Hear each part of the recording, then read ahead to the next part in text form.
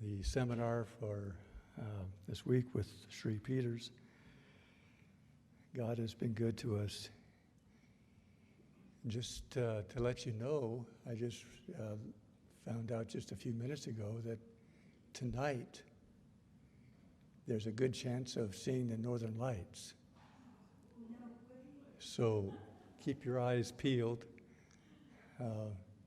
That may be an opportunity tonight. And do you go anywhere? I mean, like, you just walk outside and you can see them, or Yeah. do you have specific place? No, if they're visible where you are, you just walk outside and yeah.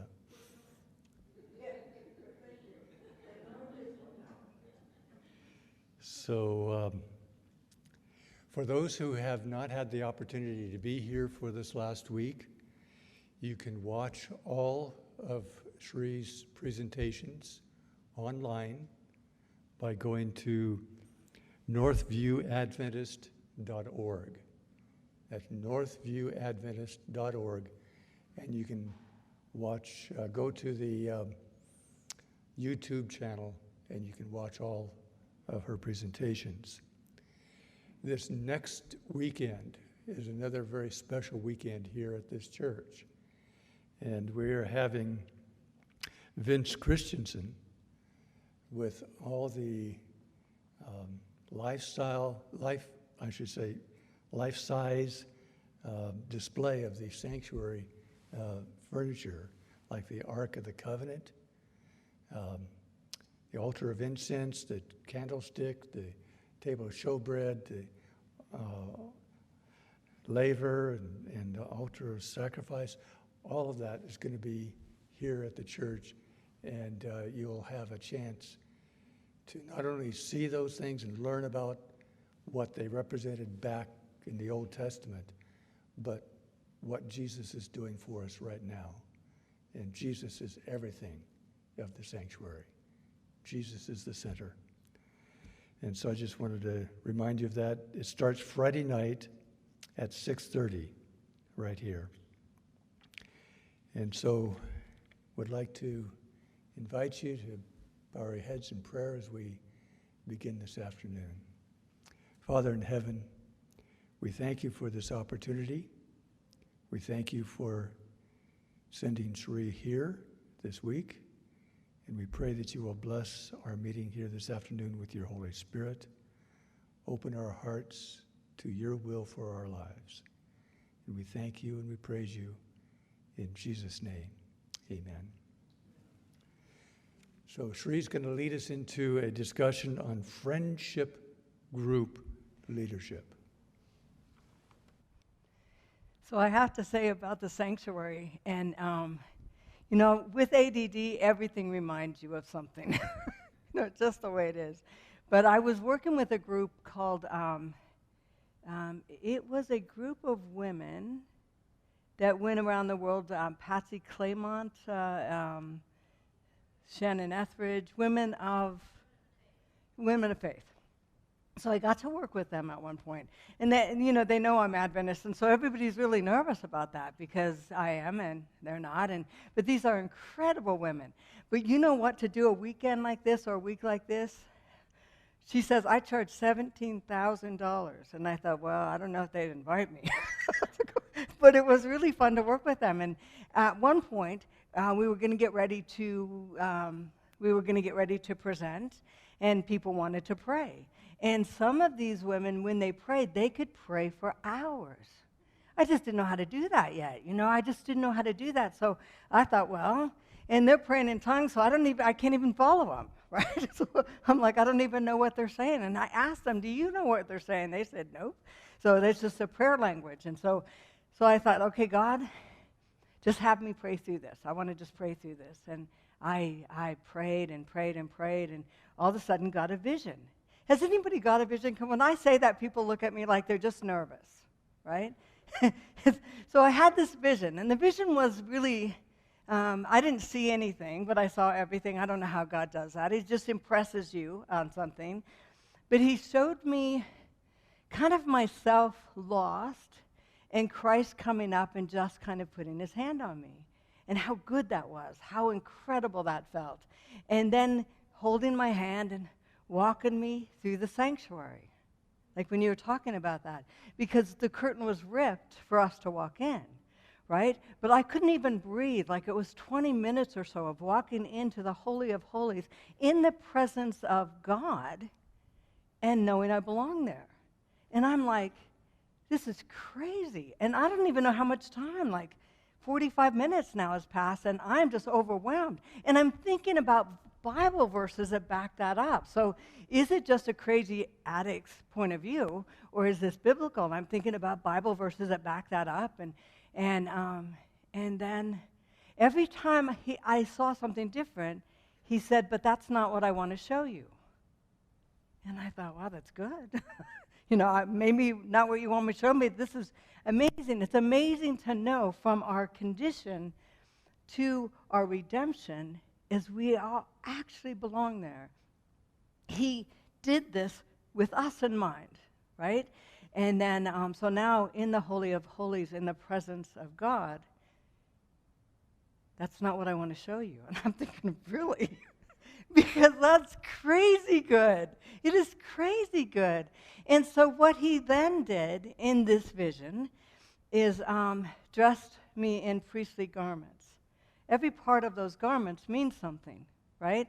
So dressing you in priestly garments and sending you back out as an ambassador, a representative of God. And it's like, don't stop anywhere along the journey. And I was overwhelmed by it. Like, we all stop. We get saved, and that's so cool, and we sit down. Or we literally see the sanctuary and how amazing the plan was, and we sit down, and he says, I need help. I actually need help. If you get it, walk out and do something. And so and that reminded me of the sanctuary. And I really went back after that and just studied the sanctuary, because what does those garments mean? And I was really impressed that everything meant something. And when you get to really look at that, and especially if you're going to have a life-size representative of the sanctuary, I would come. I would just stop listening to anybody and just get a sense of what that means in your life. So we're going to look at the group. Like, I was homeless for 10 years, and God calls me. And one of the things he told me early on is one day you'll be working for the church. I just cracked up. There's no way. I'm a heroin addict in recovery, was homeless for 10 years. Who would hire you? But at one point, I tried to get hired. Like, come on. Would you hire me? I think I'm called by God. Who are you? Well, I'm an addict in recovery. They're like, whoa, whatever, We don't really do it that way. And I called different organizations and different places, and would you hire me? And, well, maybe you need to call the conference office. All right, what is that? Call the conference office, and would you hire me? And, who are you? Well, I'm an addict in recovery, but I think I'm called by God, And if I'm called by God, how do you start this kind of gig? I just don't even know, And then they said, well, maybe you need to call the union office. Like, what is that? Well, here's a number. Who is this again? I'm just an addict. I think I'm called by God. And then maybe you need to call the general conference. Well, what is that? And so I just, after a while, I thought, God, I don't know how this is going to work, because I believe you. And then somebody asked me to write a book, and I wrote a book, and the vice president's wife asked me to come to the White House. And I thought, all right, And she had a platform, and this was a long time ago. There was like Tipper Gore was her name.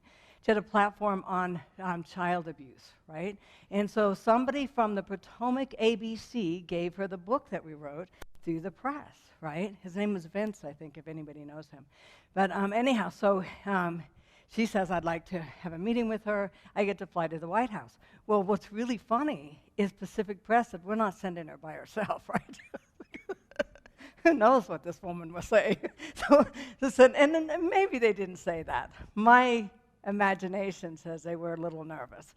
And so we flew in, and when the plane landed, somebody was there to greet us, which was kind of interesting. And it was somebody from the General Conference. And they said, we're from the General Conference. And I just had to say, what is that exactly? And they said, are you Adventist? And I said, yes, I am. I was very proud of that. And then they explained to me what the General Conference was, and I got to go over there and all that kind of stuff. And so, I've always felt like I'm going in that direction. I feel like I'm called by God. I think that I love my church, and I think that's where I'm going to be working. But it's really hard to break in. You know what I mean? It's like, how do you break in? And so I prayed and prayed and prayed. And at one point, I felt like God said that one day you're going to meet the president of the Adventist Church and just show him the stuff that you're developing, right? Because by then, I'd gotten a nursing degree. I was working in nursing. My specialty was groups. I started writing programs for the church where I thought maybe we had a lack. First, I tried to get the church to use someone else's programs. There's a program called Celebrating Recovery that's a really good program, but I found out that a lot of people don't like using other churches' material. So I thought, let's just write our own. So I called the attorneys for Celebrate Recovery and said, how close can a name get before I've done infringement, copyright infringement? And I said, I'd like mine to be Celebrating Life. And they said, oh, that's good. That's, and we're not really talking about recovery during the weeks. We're talking about spiritual foundations. And he said, yeah, you're okay. And so they released us to do that. And now I'm just waiting for the president to come by. Like, all right, go ahead, just come by. Like, what do you do? What's the posture of waiting? Like, I don't even know. So one day I'm speaking at a camp meeting, and I'm late, which, for ADD, that's not unusual. So I'm late, and there was an empty spot, like right in front of the door of the auditorium where I'm going to be speaking. I thought, how cool is this? And I pull in. Well, there was 2 empty spots, actually, but I pull in. And then the person pulls in next to me was the president of the Adventist Church. And I thought, oh, stop. And his name was, at that time, Paulson, right? And he pulls in, and I said, and he looked at me like, what does that mean? And I said, God told me that I would run into you sometime. And it's really funny as an addict because people are just like, oh, no, I got an appointment, I'm late. And what do you mean God told you? And so I told him, and he laughed, and he said, I'm at the very end of my time here, and so it's probably going to be the next president, right? And I smiled, he smiled, and that was it, right? And he's an incredible guy. He told me his son was an addict. I don't know if people know that. Had an accident while he was setting up for a rock concert, and he's paralyzed. And so there was a lot of, hi, Charlie. There was a lot of things that were going on. And so, I'm doing ministry. I'm still waiting for the president. I'm trying to wait in a whatever way. And then I was in Australia doing some outreaches in the Aboriginal community, and all of a sudden I get an email from the president. And I thought, stop, raise your hand if the president's ever emailed you. And I'm like, no way. Would you like to have lunch? Yes. And I contact my husband, and I said, Brad, I just got an email from the president asking me to have lunch.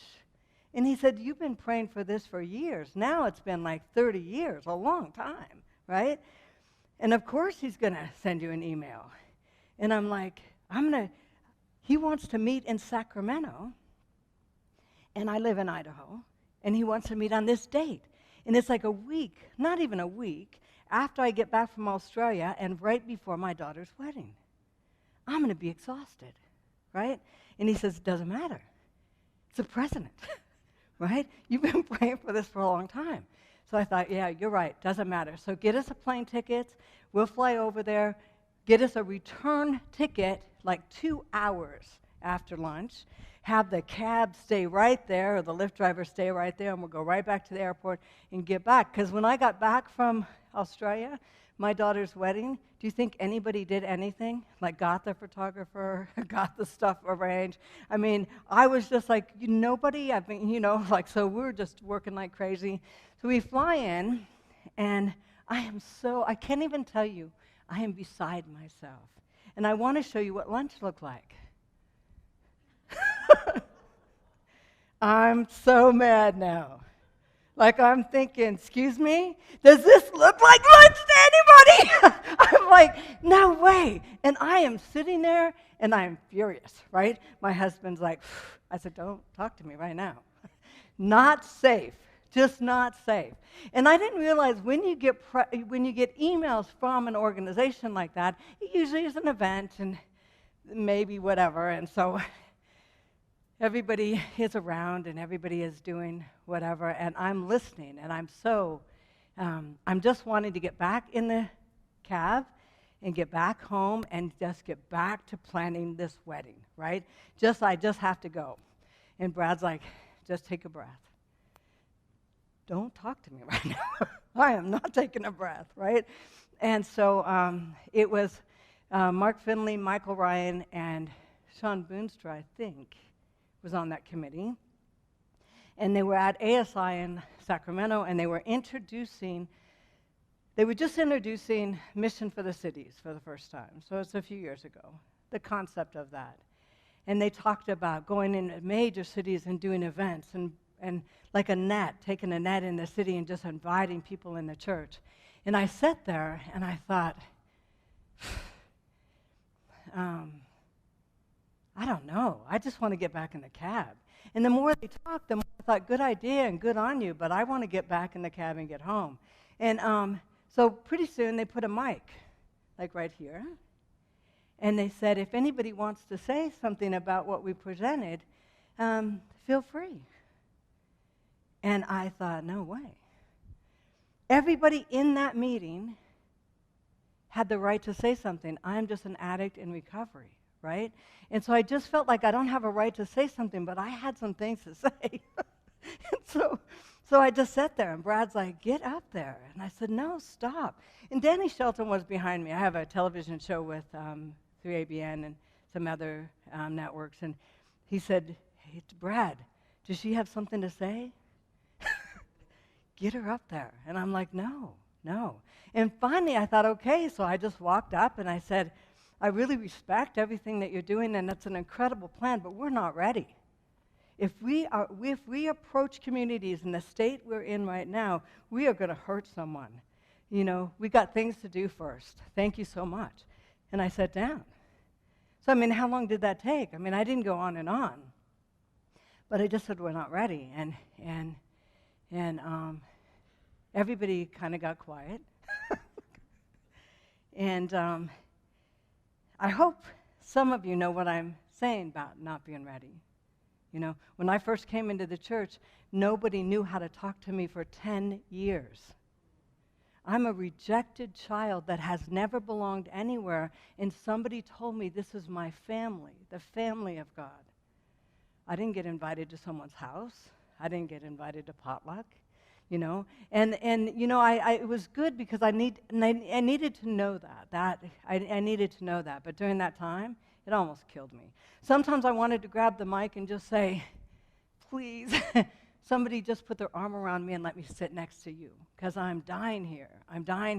And I don't have a family to fall back on, right? So you guys are it, And so anyhow, so it was just a crazy thing to say we're just not ready. I can't imagine. I was working with a gang member one time, and she was facing 27 years in prison for a drive-by shooting. And she was a Brazilian kid, got adopted at 3 years old, was brought over to the U.S., was put in a home. She was molested from 3 to 10 and joined gangs at 10. And she said to herself, nobody was ever going to hurt me again. And she literally, a guy ripped her off for some drugs and she blew his kneecaps off. And then the drive-by shooting was she just went randomly for a gang kind of getting back at a gang that killed somebody in hers. They were going to kill them, and she just shot out the window. And so she was facing this prison time. And I got to meet her then. And she was so angry. But I had a television show for at-risk folks and facilities, and all they had to do was learn how to run cameras and media and stuff like that. So I would do testimonies with myself and other people, and they would do cameras, right? And they learned from professionals in the community. I mean, actual professionals that ran the news station and the, NBC affiliates in our town and that kind of stuff. And so it was a really cool thing. But I thought, you know what, if they could just hear stories, not preach to them, but just hear stories, that eventually they would change. Well, Anna did change. I was interviewing Frank Moss. Does anybody know him? He's a singer, paralyzed. But he got up and told his story. He's paralyzed. I mean, I think from the chest down or neck down, and he was a heritage singer, and he was a skier, and he was a firefighter, and he was just cutting some tree, and somebody said, he was like 80 feet up, and somebody said, I'd like to see that tree cut before I go to work, and he was showing off, cut the tree, but he cut the part that he was attached to, and just fell the whole way down. And he talked about what it's like to try to kill yourself when you can't move, right? He knew a gun was in this area, and he couldn't roll himself off to get on the floor to get the gun to blow his head off, and he had to go through that whole journey. Well, Anna said, I feel emotionally like you feel physically, right? And her life changed, one by one. Started working with her, started kind of spiritually working with her, started to be our mentor. There's a guy named Milton Creel that came into town. We were presenting to 250,000 elementary school students about Just Say No. It was a campaign that they were doing in Boise, and he was the speaker, and Anna, I just taught her how to do an interview with him while he was in town. So we had the cameras, she's going to do the interview, and she starts talking to him, and she said, you know what, can you tell me, she was just got some questions that maybe would work, right? Can you tell me what I need to know about recovery, right? How to stay clean. And he said, what's your name? She said, Anna. Anna, if you stay clean through high school, I'll pay for all of your college. And I thought, what did he just say? Pay for all of your college. I looked at Anna like, are you kidding me? And she looked at me like, was that the answer? Is that the right answer? I'm like, who does that? And so this kid got into recovery, but I brought her to church. And she has black lipstick on, black nail polish on, and she is protecting herself on every way. And someone came up to her and said, you shouldn't wear black nail polish, right? And I was so angry because this kid was so damaged. She'd been molested her whole life. She's from Brazil, and she thinks she fits into this Mexican gang that is out shooting people. And I'm trying to get her just to heal spiritually and go back to your country and just walk around and see what your heritage is, kind of thing. But, so it is that when we say we're not ready if we cast a net into the community and bring them in, and I don't know how to say anything to them.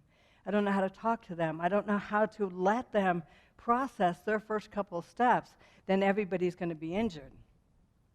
And, oh, wait, I got to tell you what happened next. So then I fly home, right? My daughter gets married. It was beautiful. It was really beautiful. About a week after her wedding, I have to go to Chicago or something. It's Chicago or Detroit, somewhere. I'm flying out again, and the flight is like 4:30 in the morning. It was just an early thing. I had to get to the airport. And so I get to the airport, and I'm in line with my husband, Brad, and Brad says, Cheri. And now I'm in Idaho, Boise, Idaho. He said, isn't that Ted and Nancy Wilson in front of us? And I thought, oh, stop. And I look up, and I thought, it is. That's so crazy. And I hear God say, you're going to talk to him today, but not right now. They're exhausted, you're exhausted, right? And I thought, okay, so I'm just trying to act normal now. Like, don't look at me. I don't see you. You don't see me.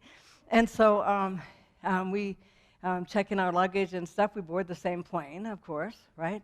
And I'm walking down. Can you guys switch places for a minute? You too?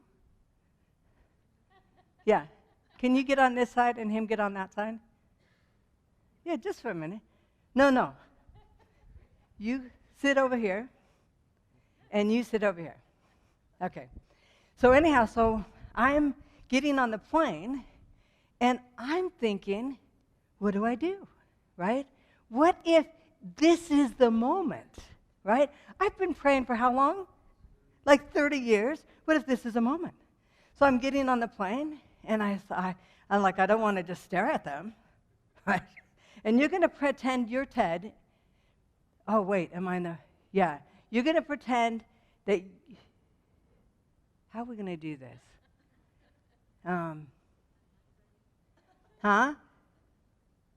So you're going to pretend that you're Ted and you're Nancy, right? So anyhow, so I know it's weird, but I have to do it this way. So literally I'm walking slow, like trying to find out, do I say something? Do I do something?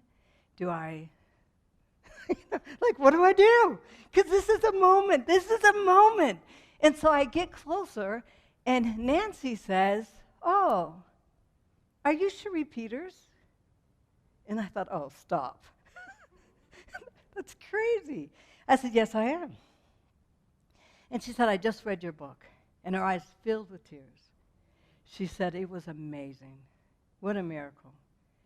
And I said, thank you. And she wanted to hug me, right? So I leaned over to give her a hug. Oh. I said, and poor Ted is like, so the whole time I'm laying across Ted Wilson, right? And I said, did you love it enough to invite me to your house? And she thought, yes. And I thought, okay. And everybody behind me, what do you think they're saying? Get on with it. Put your luggage away. Get to your seat, right? And I had to say goodbye, but how do you say goodbye? Like, can I just sit on your lap? Because I don't know how to say goodbye, so I had to keep going. I put my luggage up and sat down, and I thought, Brad, I don't know what to do. And so I heard stories when people say you put a fleece out. Okay, God, if this is the moment, have them waiting for me when I get off the plane. Not waiting because they dropped their luggage or spilled their luggage or because somebody stopped them, but specifically waiting for me. Have Ted Wilson say, I waited for you because I have a question. So I was real specific, right? And so the plane lands. I'm dying. I'm just dying. The plane lands, and everybody in front of me was like 1,000 years old. And you know how they have to stretch first before they get their luggage? And then that somebody else gets their luggage, like, excuse me, would you mind getting that, sir? You know, and I wanted to be like, come on, I want to leap over luggage. I want to get out of there. I think he's going to be waiting for me. And it just took forever.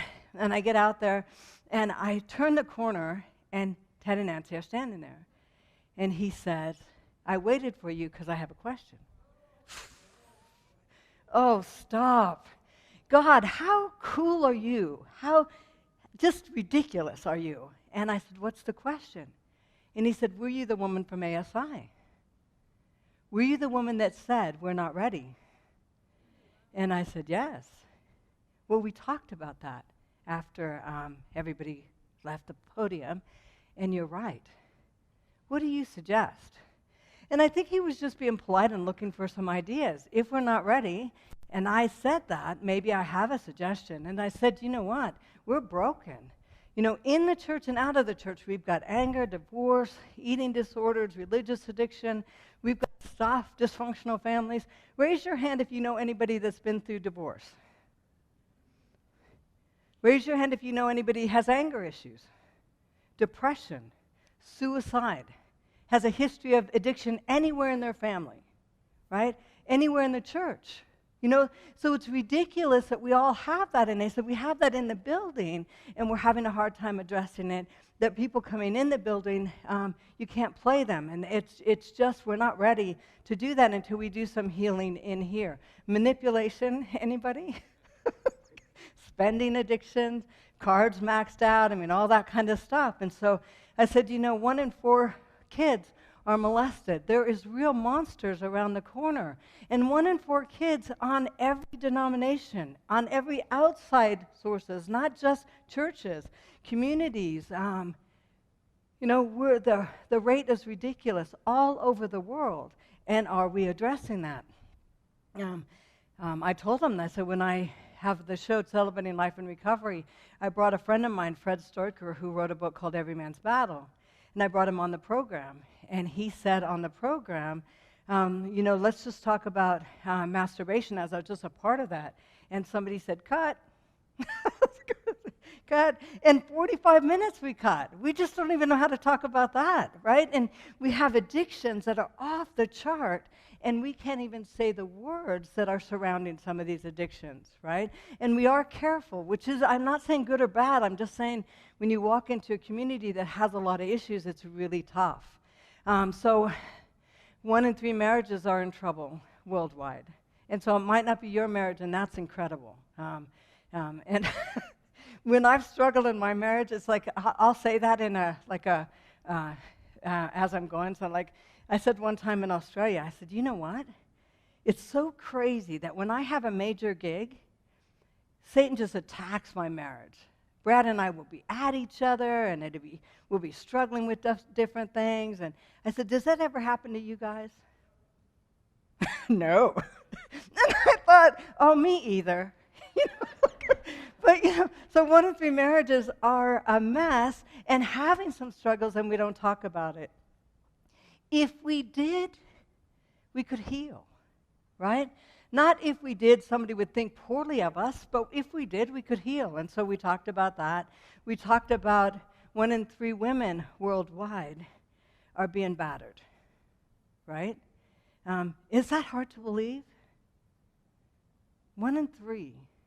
When you start looking at domestic violence, we're writing a program for first responders and police officers, firefighters, hospital staff, and the domestic violence is off the chart, especially as stress goes up, right?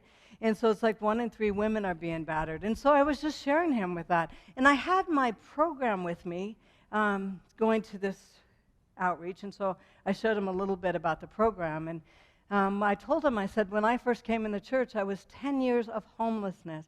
My family are addicts. We have struggled our whole life. There's been dysfunction in every single part of my growing up. And I come into the church, and they said, you're just not eating right.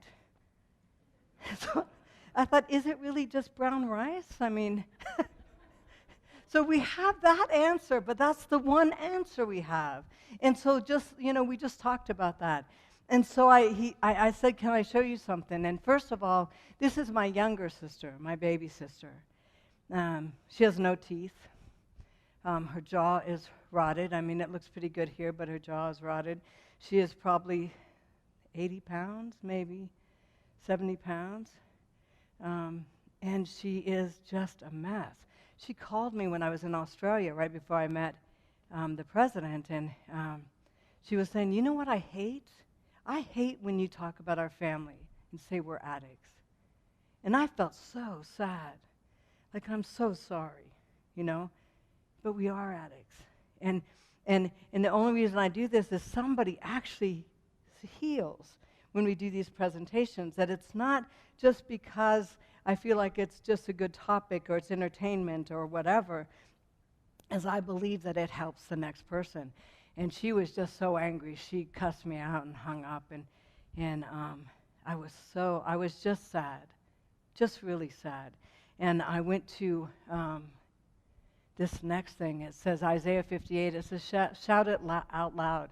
Do not hold back. Raise your voice like a trumpet. My husband teaches jazz studies at the university as principal trumpet in the Philharmonic. I know what it feels like to raise your voice like a trumpet. They are loud, right?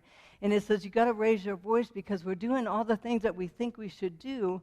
We're doing incredible Bible studies. We're doing incredible outreaches with Revelations and Daniel and all that kind of stuff. But what's happening is people are dying, right? And in this very verse it says that, man, love someone. Go out and feed someone. Talk to somebody. Befriend somebody. When you do that, your depressions will lift. Your darkest hour will be like the noonday. I mean, it is a really incredible promise about what God says. It's just in the doing that you will change, right? And you will become like a watered garden, right? So people can just take a breath and relax next to you. So I end up, we wrote a program. It's called Celebrating Life and Recovery, and the program is based on a 14-week program. I rewrote Steps to Christ. I don't know how legal that was. So we rewrote it with 5 addicts and 2 writers, every line, because I knew that this book changed my life. But for a lot of people, it's out of their reach because of the language, right? And so even the cover says this may not be the same version that people grew up around, right? And I put the 12 steps in it. I put 12-step language in it and started to write a friendship connection program. I've been doing television now for 27 years, right? So I had a lot of interviews, really good interviews. So on chapter 1, what I told them is, God is crazy about you. I took an interview, cut out some of that interview, and started to put the chapter, the interview, and some questions together as an outreach or friendship group. So when I say Celebrating Life and Recovery, I wrote a program that had a spiritual foundation. You know, if you want to teach me what heroin does to your body, I could tell you I already know. Anybody know what I'm saying? What does alcohol do to your body? I can tell you I already know. How about tobacco? You could tell a 5-year-old, 6-year-old almost, and they'll tell you I already know. So I don't need to be educated on what they do to my body. I need to connect. I need to know I belong somewhere, right? I need to have that sense of you're not just looking to baptize me and sit me down, that you literally are there for friendship and mentoring and family. And so when we started to write this program, I just showed them the program. I showed them the leader's guide and the participant guides, and I showed them some of the interviews. This guy just cracks me up. You can't see really well his face, but if you could, it's pretty amazing. He was a meth addict. He had 7 kids. His wife finally got tired of all of the drama of the drug addiction and kicked him out. Well, he got a sawed-off shotgun, came back, hid in his room, and he was waiting for his wife to come in so he could shoot her, right? And he had everything aimed. He was just ready. And he heard the door open, came in, and it was his 7-year-old son and not his wife. So he took the gun right away and just put it up to his chest, and it blew his face off. And when it blew his face off, of course, EMT was called, everybody was called, and they thought he was dead. But he started moaning, and his face kind of had slid off, some of it, and he was just laying there, and they wrapped him up best he could, put him in the ambulance, and on the way to the ambulance, he died like 3 times. And every time he came to, he would say, wow. One time he said, I think I should stop using. Because addicts, we are very smart in that way. I'm thinking. So now he has a ministry where he goes to high schools and talks about the dangers of drugs. He started doing drugs when he was on a basketball team in high school, and it just took his whole life. And so, those kind of interviews is the kind of clips that we use in the program, just so that you can kind of get an idea of how somebody got drugged in a certain way and how they got back. So I showed them some of that. We did Steps to Christ. I won't read it for you, but the language and the content is the same, but the language is different. So we did the Steps to Christ so that we could start doing friendship programs, giving somebody a resource. How do you do a recovery friendship program? What do you talk about? Here's a video that you're going to talk about that night. Here's a chapter that you're going to go over that night. And even here's some questions that you're going to go over. So the program is Celebrating Life in Recovery. It has 28 video clips. It has 3 participant guides. It has a leader's guide. It has a USB, so you don't have to carry all of that. You can just put it in your pocket or your wallet and then stick it in the computer when you get to church. So the whole program is based on Steps to Christ, right? And the whole program has different aspects of the program that you'll set up. Here's the video you watch. On one of the nights when we talk about forgiveness and what that means is an interview with Joy Swift that a 14-year-old kid killed off all her children. And it was 11 years later that she finally figured out how she was going to deal with her anger, her depression, and forgiveness, right? And it's just an interview where she talks about that. And then at the end of that, you break into a small group, and your group goes over, has anybody ever taken something from you in your life that has stopped your recovery, right? That has damaged you in some way? And then the group leader shuts up and lets God do the healing. It's not about us being counselors. It's not about Bible study. It's just like being able to bring up a topic and then stop. And that has been successful since 1935 with AA, but this is not an AA group. This is a friendship group. So just teaching even leaders, if you're a leader in this group, you just need to read the question. And the rules in the group are really clear. People talk for 3 to 5 minutes. It's not even a place where you want people to just kind of divulge their whole story, because we've been telling our narratives for a long time. That hasn't helped us. What's going to help us is to get a really good spiritual foundation with friendship and connection, right? The telling of our stories are sad. Some of our stories are intense. But so I can answer a question, tell parts of my story for the next 14 weeks, because that's how long the program is, and pretty soon I'm going to relax and start to heal, and it's not that I just told my narrative over and over and over. And so it just teaches people how to do that part of it. What does a group leader do? A group leader directs the group, asks the question. Literally, if I'm in your group, I'd have to apologize first, because I go on. And you have to say, Cheri, I love your stories. But we've got to have everybody be able to respond. So can we move on, right? And not without offending me, just being able to direct that. And so the group leader, that's all they do. They ask the question. They direct the group as far as staying on time. They may say the prayer at the end of the group kind of thing, but they really are not counselors. If you get a counselor in your group, you have to tell them, don't counsel. If you get a pastor, he's going to want to give a Bible verse. Somebody's really struggling and crying. Doesn't everything in you want to hand him something? Yeah. You got to shoot that guy. You just got to say, no, this is not that. Even in the leader's guide, I tell you, if somebody starts crying, don't even hand them a Kleenex. They may have never cried before. They may have never processed that before. Let them cry. Go on to the next person. They could cry the rest of the group if they want to. But it's not a place where we're going to rescue people. It's a place where they're going to be safe.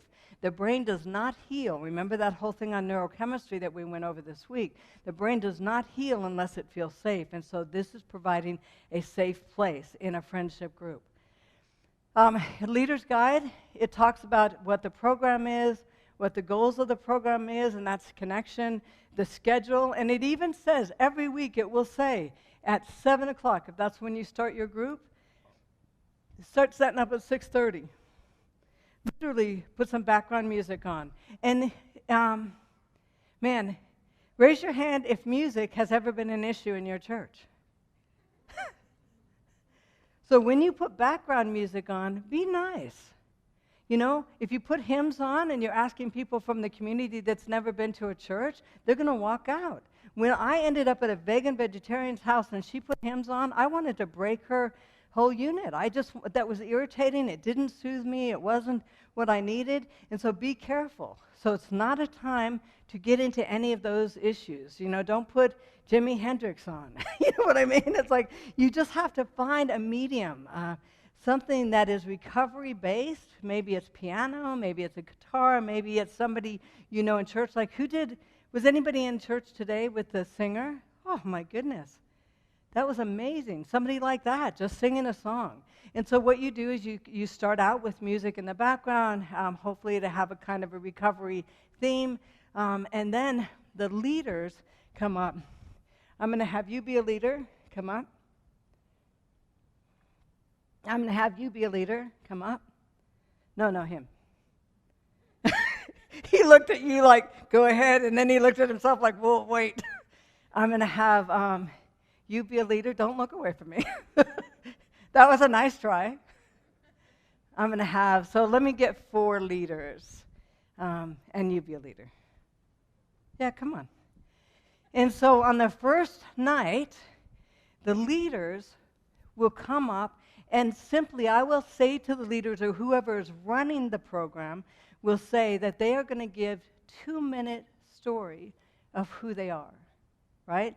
And I'll start, and then you guys and don't disclose what you don't want to disclose, but you'll catch on when I start.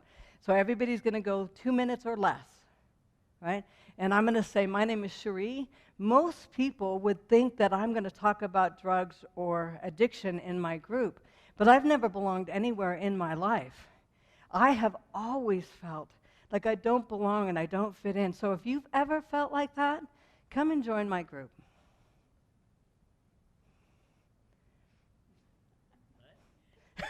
Now it's your turn. My turn. 1 minute or less. Who are you? Anything that you've dealt with in your life. My name is? Oh, my name is Marty Stencil. And I've dealt with, well, in a minute, I should be dead right now, except for God intervened. Amen. So I'm here to do something for him. And if you've ever felt like that, join my group. So say the end. If you've ever felt like that. If you've ever felt like that, join my group. So what he said, he should be dead right now, right? And can I give you a hug? Do you mind? Oh. So now, go ahead.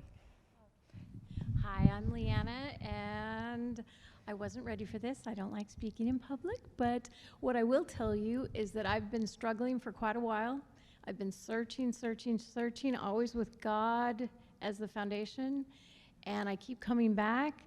And because I keep coming back, I found wonderful people, Levon, Wayne, Janine, people that genuinely want to help. But like Cheri said, they need to know how to help. And so that's what this program is teaching. And so if you have Hold on. So that was a really nice testimony about coming to the church, but that's not this group, It's not. right? What have you dealt with? Oh. Insecurity, Nothing. depression, anything. I have zero I problems myself. I literally have been perfect my whole life and have never struggled. Failed perfectionist. Okay, This so would say be the that. title of my book, Failed Right. Perfectionist. And the pressure of that has been intense at times. Oh, yeah. If yeah. you can And relate people to don't that. understand. That's the big thing, is that I try to tell people, and they just look at me with like a kind of a glazed You're a look on their face. workaholic? Yeah. So, Let me just call her out. If you can relate to that. thank you for saving me. If you can relate to that, please come to my group. Okay.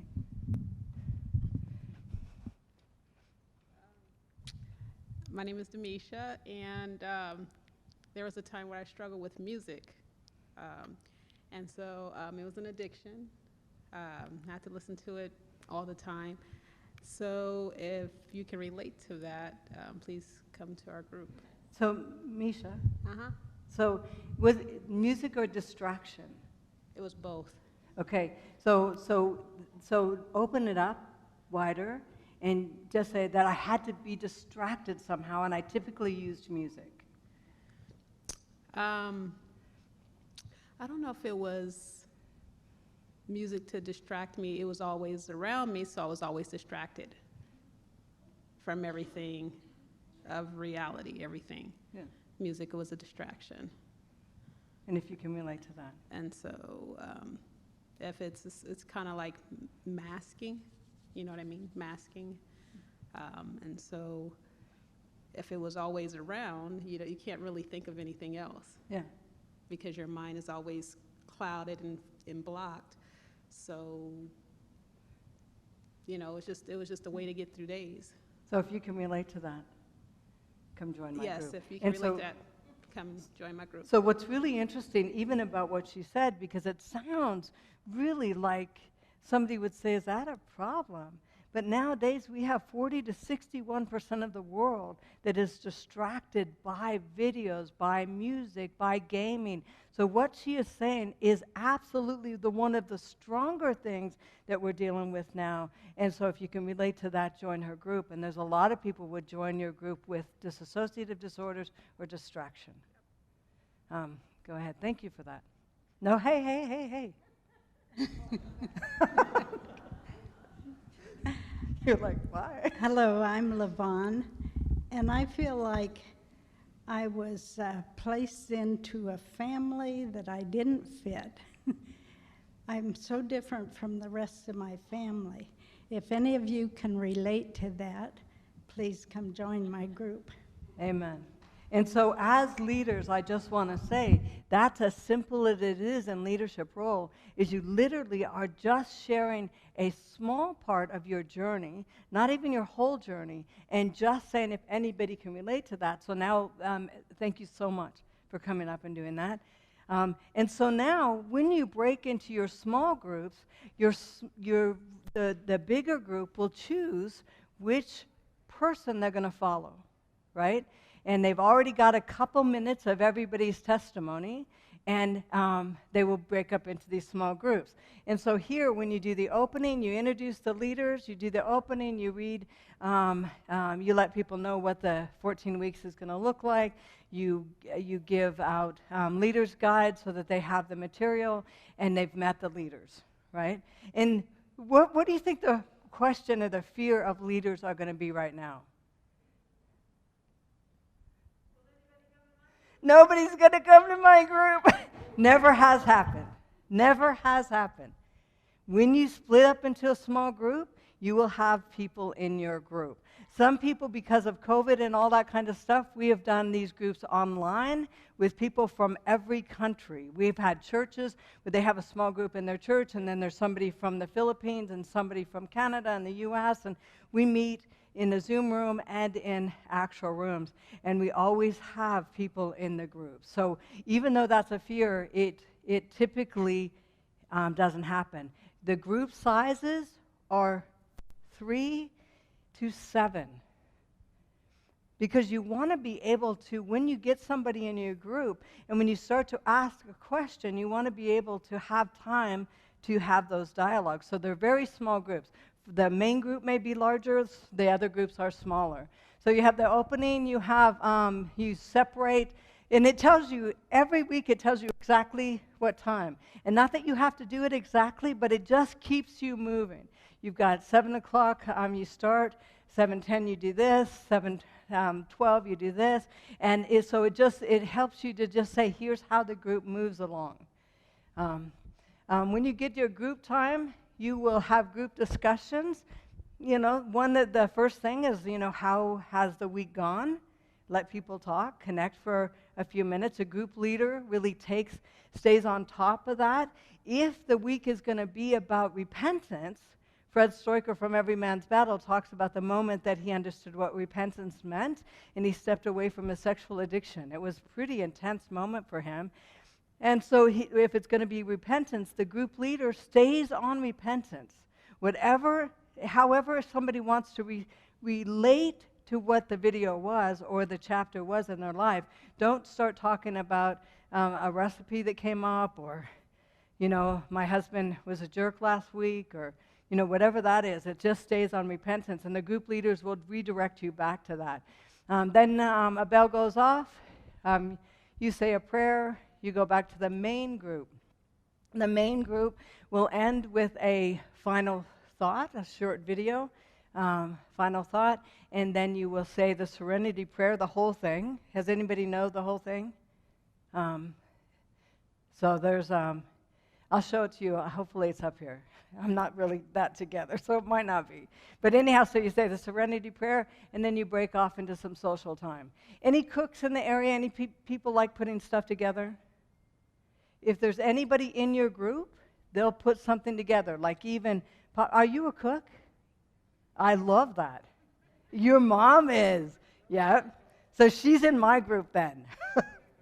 But anyhow, so anybody that likes to put something together, and don't do something really elaborate. It's just like some popcorn and apples, some water with some fruit slices in it. It's like little savory things, because you know what? Women, we like sweets, we like popcorn. Men like little quiches or something. I mean, they just like, do little savory things too. So whatever the people in your group that like to eat or munch, bring them in and let them do some things to bless your group. Group members, if there's any group members that like to do that, have them help you with that. So you start becoming a community. But the social time at the end of the night, and right now it's hard because of COVID, but the social time at the end of the night is a big deal. I didn't know how to socialize when I came in. I just had no idea. How do you talk to each other? How do you, what's the conversation? What does that look like? And so literally you are, yes, sir? So you literally are almost modeling what that social stuff looks like. So even as group leaders, you are kind of going around and you're chatting and talking about the weather or, the Packers game or whatever. You just are doing that kind of thing. And at the end of that half hour, you close. You do not stay on all night. You do not go on. You do not take advantage of people's time. That at the end of the night, when you said you're going to close, you have to make sure you close.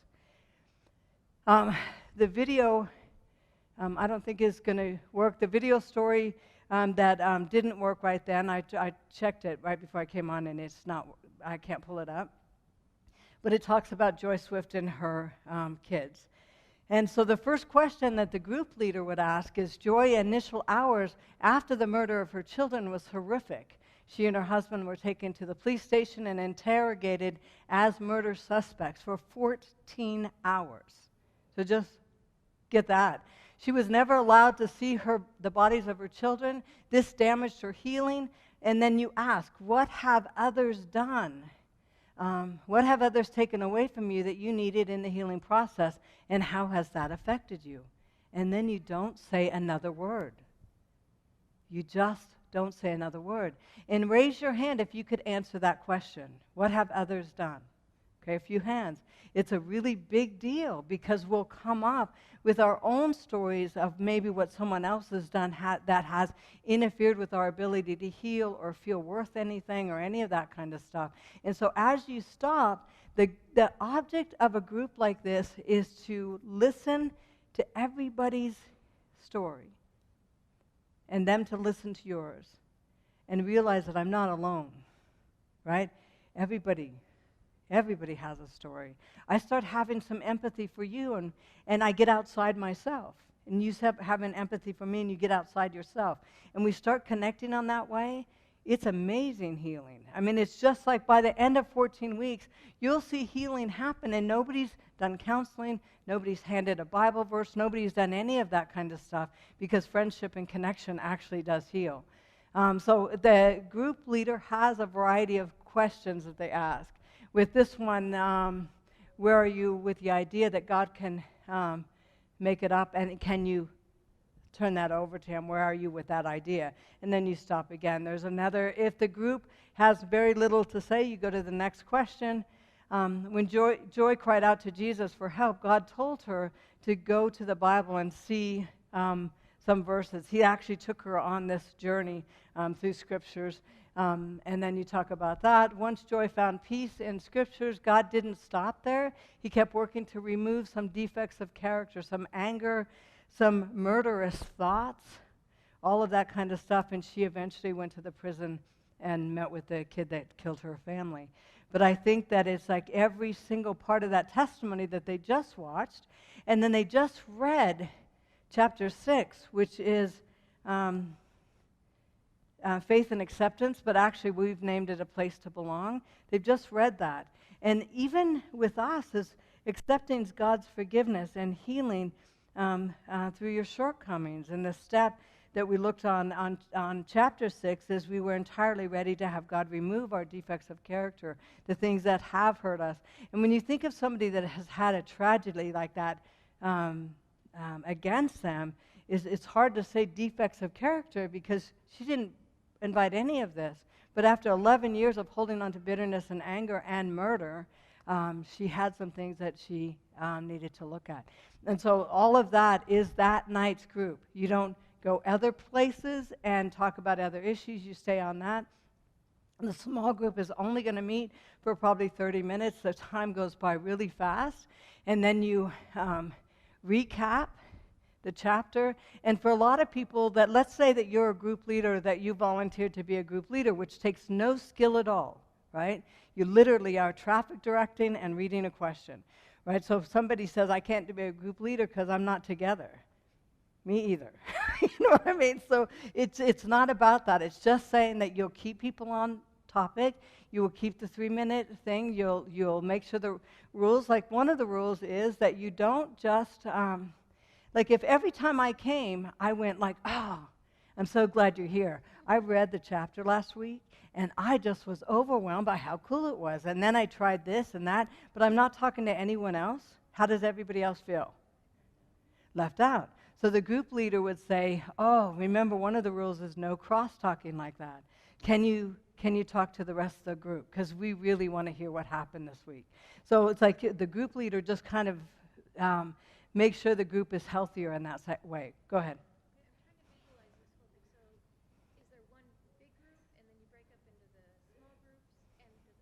Here. Hi, thanks, Tom.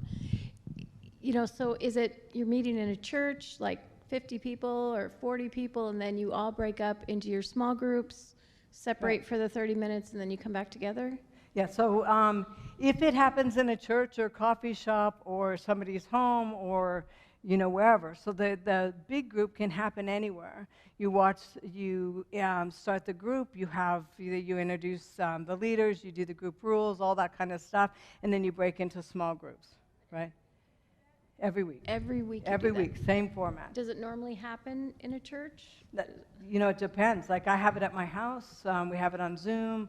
We have it at a coffee shop. We have it in a church. So it can happen wherever that community or wherever you feel comfortable. Some people have it with just friends at their place, you know.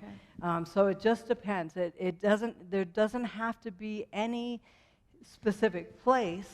You just have to have a availability for the video. You know, how do you put a video on? And the video right now, when somebody runs a group, they can just have the USB. It's right in their computer, and so it's pretty easy. But so you come into the room, you play the music, you introduce your leaders, and you don't do the introducing leaders every single week because pretty soon we know each other. But you introduce that. There's group rules that are read every single week. Let God be the healer. And they're read for leaders as much as anybody else, is let God do the work. Don't do the work. Don't hand out Bible scriptures. Don't hand out Great Controversy, which that's an incredible book. Desire of Age is an incredible book. Don't hand out that kind of stuff because this is about friendship and steps to Christ, that spiritual foundation. Let it be about that. And so then you go into the small group. The bell rings. You got 3 minutes. You say prayers for everyone in the group that's specific with what they mentioned tonight. Like if I was going to pray for somebody and they had talked about some loss, I would pray for that person and for that loss, right, as a group leader. And so if you haven't studied the chapter that week, which I hate to say some group leaders just are not good at reading the chapter, but if you haven't done that, I even put a summary in the leader's manual on what that chapter's about. So don't think you can't come. You know, you're the leader. You should have read it, but if you didn't, So what? Come. If you're not good at prayer, I put a prayer in there. You just kind of plug in the names. So I tried to make it as easy as you can, but the best part of being in a group is for somebody to see you, right? And to actually see that gifting or talent that you have, and so make it your own. Steps to Christ, the participant manual, each of the participant manuals, do you remember the 3 books that were on that one slide, is that every participant manual will have the chapter of Steps to Christ that you're on, the 12th step, and what that means. We're entirely ready to have God remove all our defects of character, and the Bible reference, humble yourself before the Lord and he will lift you up. So it's like it literally puts that together with the chapter, with the video clip, and with whatever the 12th step that you're on. And then accepting that's God's forgiveness and healing of your shortcomings. I'm willing, now what? And so that chapter is about that, so you stay on that. The next thing in the participant guides is that we literally have made it to where it's just easy to learn that foundational Christianity so that somebody can step into friendship and understand who is God, who is Christ, what is prayer. When I stepped in, I didn't know anything. I mean, people assumed I knew more than I did, but I had no Christianity. And then even sometimes people with Christianity don't know how to put their Christianity and friendship and connection together, and so it kind of goes over that. The next thing is that every week we have a health message. I had first written the 8 fundamental beliefs. 8 sunshine, okay, good. I first put that in. And when I went to the GC, after meeting the president, he had me come and present it at the general conference. But when I first went there, they said, oh, would you mind putting celebrations in? And that's a health program that was written at the general conference. And so we did that. It works really well with our program. And so C is choice. The first thing that we do is choice, right? And my choice early on in my recovery was very simple. Like it says right here, and you make up your own story. Like if you don't have a story, use mine. But if you have a story, use your own. But it says on celebrating choices, for most of her life, Cheri just reacted to whatever was right in front of her as an abused child. She didn't realize that she could make choices of her own. And early in recovery, I don't know why, but I wanted silverware that matched. You know, I don't know what people else wanted, but I saw some silverware like at Walmart or something, and it wasn't that expensive, and it all matched, and I got that little tray that you get, and I put it in the drawer, and I was just beside myself at how cool that was. As I was putting it away, I just wept. I'd never had my own dishes or silverware or things that matched and just went together. I just didn't have that, and so my choice was to start creating a safe place. Your choices may not be as big or small. It may be something simple, or it may be something huge. But every choice I made to create a safe place for myself, to choose the color of the paint on my wall, to start putting furniture. When I first got my first place, I had a spider plant, 2 beach chairs, and I rented a piano. That was the house. When you came in, I was so proud. I still have that spider plant. You know how they just never die. I don't care what you do with them.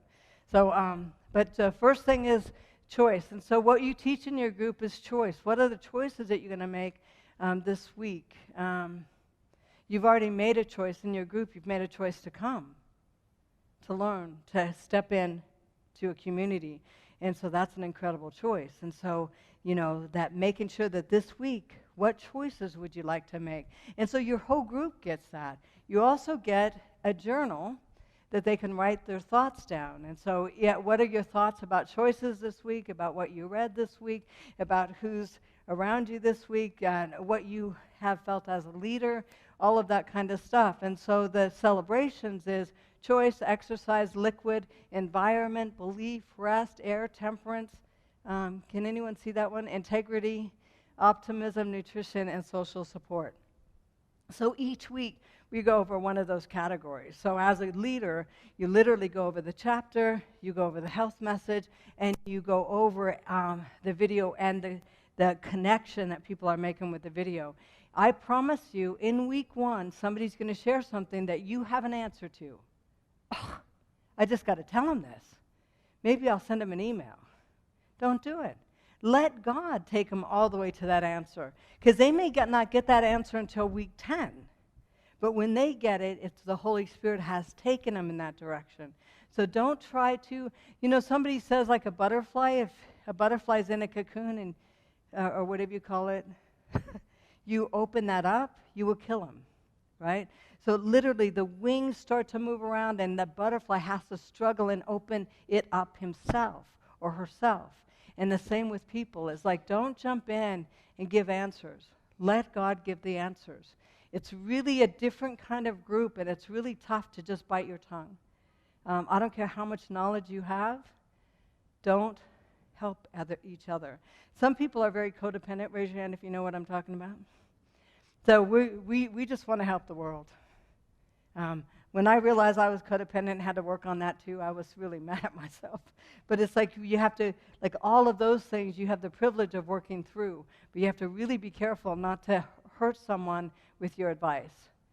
The next program we put together was for kids on the same vein. When somebody comes to your group, if there's children that come, you want to have a group for them. And this is our group, 14-week group called Skips to Jesus. It's an animated thing, and we're almost done with it. So it's not, the other one is ready, this one is not yet, but it is an animation from a book called Hind's Feet on High Places with a character named Much Afraid. Isn't it an amazing book? And I called the committee that owns the book in Israel, and I said, I need you to give me full rights to animate this book, and you can't charge me anything because I have no money. And they laughed at me, and then they took it back to committee after I gave them my testimony, and they gave me full rights. So animating that book, this girl on the elephant, her name is Katie. She's written 28 original songs for kids, and they correspond with the lessons that we're doing with the adults. So the adults are going through steps to Christ, the kids are going through skips to Jesus. Nice Collins, at one time, it's taken us so long, he may not be interested anymore, but at one time, Nice Collins was going to do our health message for kids. Here's our characters. Do you see Much Afraid? So instead of having the wounded mouth, because we can't on animation have a mouth wounded, so we put a wine stain on her face. So she still gets teased.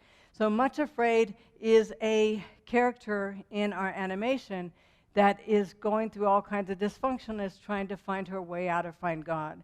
And so the children's program goes over Gloomy, which deals with depression. I don't know if you can tell. And Spiteful, which is mean. Craven Fear, which just likes to bully people. And Mrs. Dismal Forebodings, who is just very negative and has a lot of struggles. And so we made these characters in this animation for kids to go through the same thing, but in a version that makes sense to them. I'll show you some of our characters. Here is Craven Fear. Here's Christ. We've updated him since then. Gloomy, Miss Dismal Forebodings. Spiteful, who has a cell phone. And so in the book, written in 1955, of course, she didn't have a cell phone. But in our thing, we brought it up to date, so they have a cell phone, they're gaming, they are posting on networks, and they are dealing with all the stuff that kids deal with, dysfunctional families, divorce, all that kind of stuff. In your group with children, you don't want them disclosing all over the place because you'll be calling CPS all the time. So you really want to talk about the characters and dealing with anger, or you want to talk about the characters and their depression. Because when I talk even in elementary schools about this plan to do the animation, kids will come up to me and says, my daddy hits my mom. It's like, okay. But if we get that much information, we're having to disclose. We really are taking it to the next step. So you really want to talk about the issue, give them some support without having CPS live at your group, But this right here is just the characters for the first animation. This is Dismal Forebodings, Spiteful. This is Peace, and this is Mercy. Peace is Muslim, Mercy is Italian, Much Afraid, and this is Much Afraid's neighbor, who just kind of stumbled into this dysfunctional family, and every once in a while she'll come up like, just like what's going on. So we're trying to do with our whole series is we are not as much, when I was homeless, we weren't as kind of divided as we are in kind of real life, and so how do you introduce different cultures and different people groups and all that kind of stuff? And I think you have to introduce them young. And so what we're trying to do in this series is just try to put a number of people groups in there. Much Afraid, her parents are in rehab, they're in jail. She's being raised by this family with dismal forebodings. And so we're making steps to Christ or skips to Jesus into a comic book version, a storyboard version for kids. And so all of the characters that you just saw will be throughout the book, and Jesus will be teaching these chapter ideas to the kids in the animation. And so, like here, this is just a funny thing about everybody's trying to teach this kid to read, and he goes into his room and he opens up a comic book, and he's reading through it like crazy, but he's fighting you all the way. So some kids, they'll pick up a storyboard or comic book and just have a blast with it, especially now with your device addictions and stuff, and they typically won't sit down and read. So the reason we chose that is because of that. We have another version that skips to Jesus, and this is the actual photography. I needed to find Jesus, and so I looked all over the place for him. I finally found him at the Mac store. And so if you look at this poor guy right here, I went up to him, I was getting my Mac fixed, and I said, I've been looking for Jesus. He's like, oh my goodness. And I said, would you consider being Jesus in a children's book? And he said, I don't know. I'd have to pray about that. And I said, oh, Jesus would say that. So that's perfect. And so he's leaning more to helping us. And so I would go to the Mac store in the mall and stand in the front of the Mac store with the seamstress. And we would be kind of figuring out what size he is, how we're going to make the costumes. And he would come out and say, you can't keep doing that. You just can't keep doing that. But anyhow, so this is our Skips to Jesus book, coffee table book. All of these kids are kids that I know. Two of them, their mom blew her head off in front of them. Some of them are very, very dysfunctional homes. But we tried to figure out how could we, in pictures, look at, could you imagine if Jesus sat with you and talked about the whole universe and how it was made and all that stuff, or the 10 Commandments? What is bullying? What is blaming? What is anger? And so we just went through a picture version of that and just wanted to say, what if Jesus was for you? What if he just liked you? What if he laughed with you? And just getting that version done like this. I just love the pictures. I love everything about that. There was a Down syndrome kid, and I don't think I have pictures of her.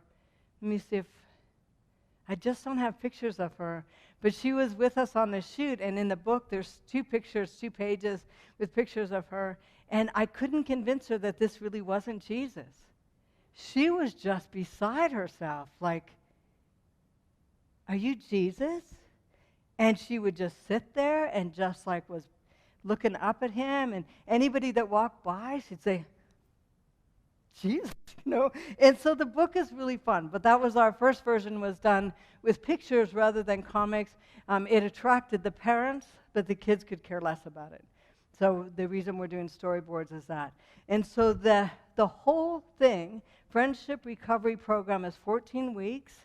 You need somebody to run the main groups, like getting people divided into smaller groups. You need people to step in and actually do the smaller groups. It's nice to have 2 people in each group, like a leader and co-facilitator, just because you can bounce things off of each other, but you definitely don't need that.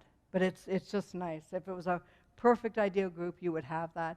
And you need to know that if you think I don't have any problems at all, you need this group.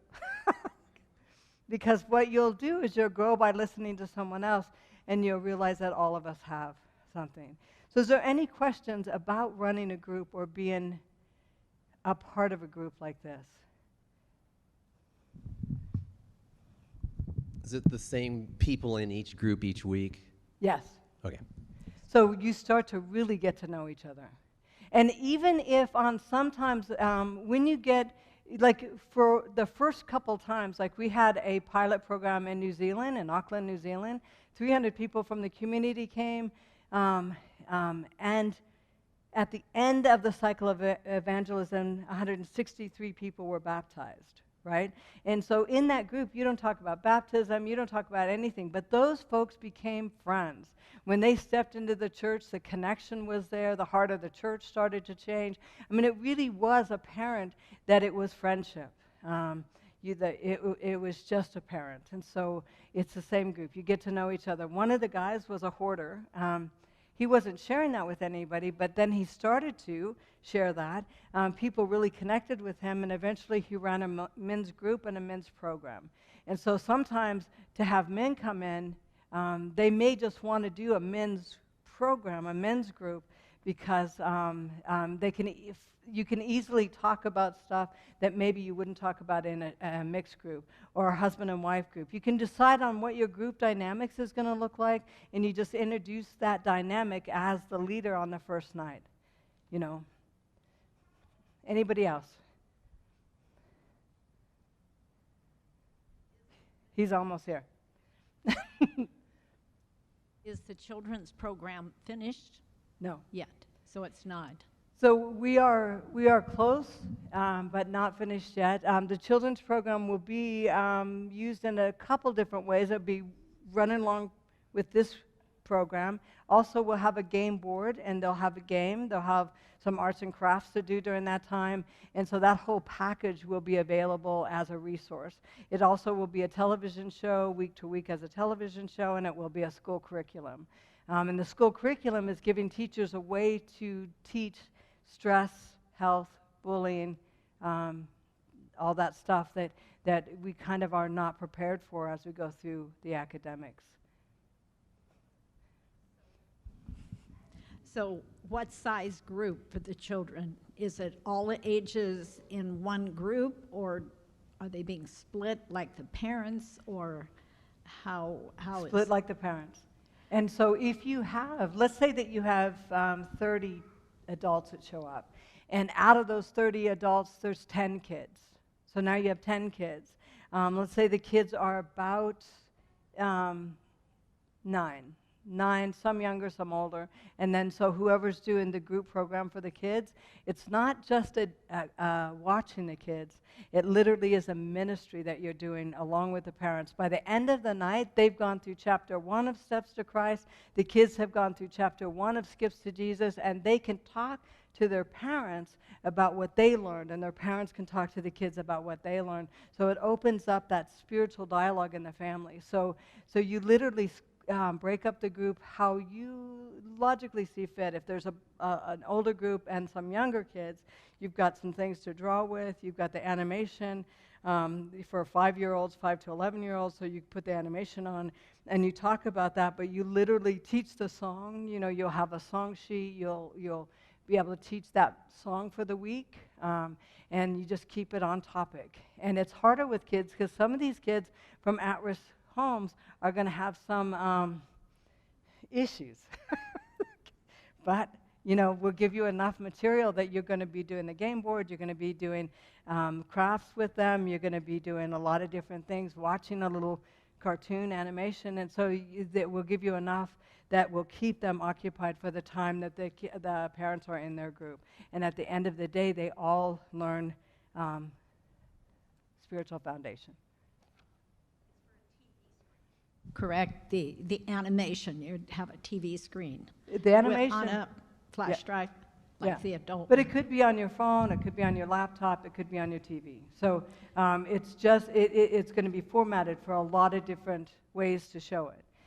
If you didn't do the program, you have a 90-minute little movie about Much Afraid.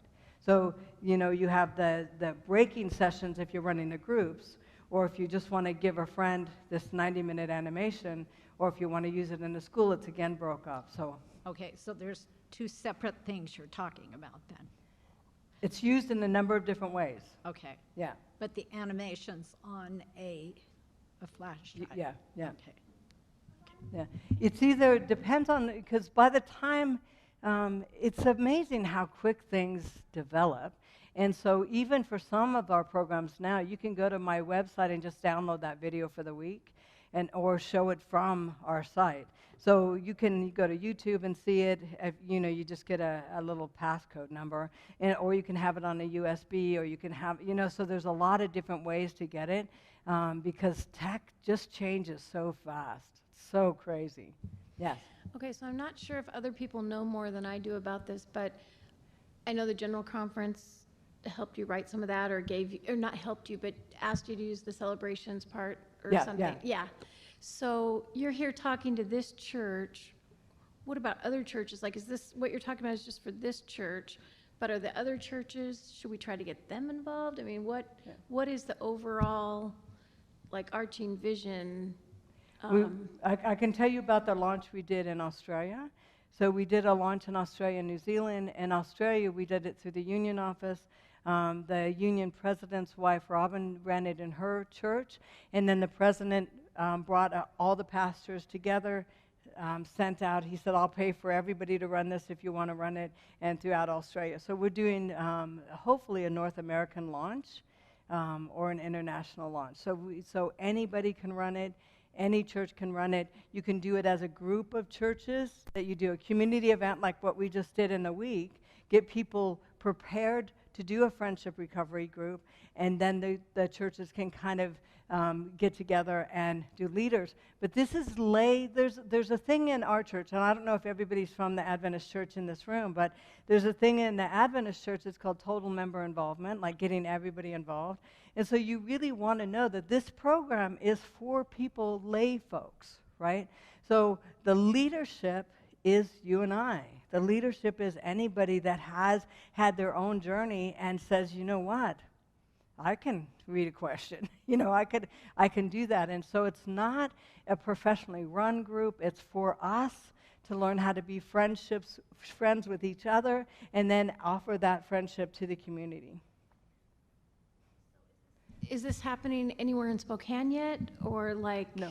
Okay, so this, yeah, okay. So that's, I guess what I'm trying to figure out is the actual setting it up. Like, like if Pastor Joe, Pastor Wayne say, yeah, we want to do it, so this church begins it, it just seems like it should be other churches, because a lot of people go to different churches even Right. here.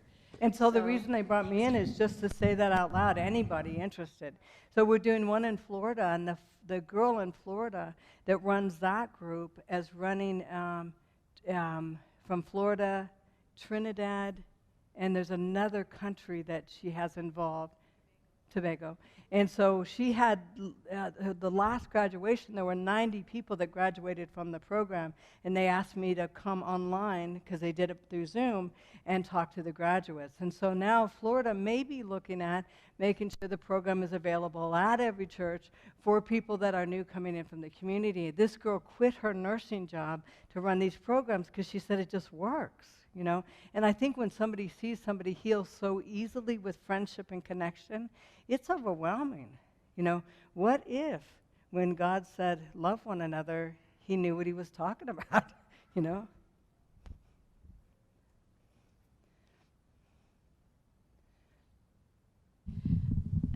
We ordered this program from our church, and the one thing you haven't said, Cheri, is that the church members need to go through the program, the leaders. And that we were starting that when COVID hit. Oh.